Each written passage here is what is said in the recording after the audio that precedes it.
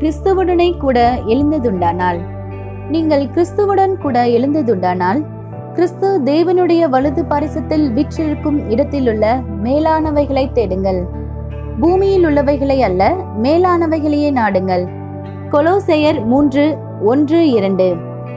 என்னுடைய இரத்தத்தினாலே கழுவப்பட்டு என் உயிர் தெழுந்த வல்லமையினாலே இன்றைக்கும் வாழ்ந்து கொண்டிருக்கிறாய்.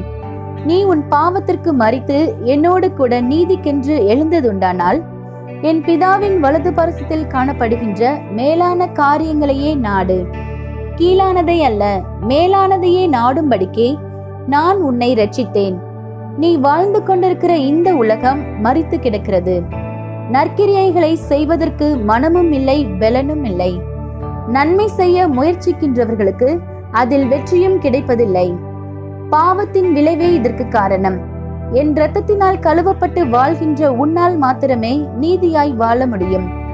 எனக்கு காத்திருக்கிற உனக்குள் என் பலன் பரிபூரணமாய் செயல்படும். இதற்கு நீ செய்ய வேண்டியதெல்லாம் என்னுடைய பிரசன்னத்தை உனக்குள் காத்துக்கொள்ளும் மேலான காரியங்களில் நீ உன்னை ஈடுபடுத்திக்கொள். என்னை காயப்படுத்தும் காரியங்களை உன்னிலிருந்து அகற்றிவிடு. பரிசுத்த ஆவியானவருக்குள் உன்னை திடப்படுத்திக் கொண்டு வாழ கற்றுக்கொள். உன்னை கீழே தள்ளக்கூடிய அநேக காரியங்கள் உன்னை நெருங்கி நின்று கொண்டிருக்கிறதை சற்று நிதானித்துக் கொண்டு மேற்கொள்.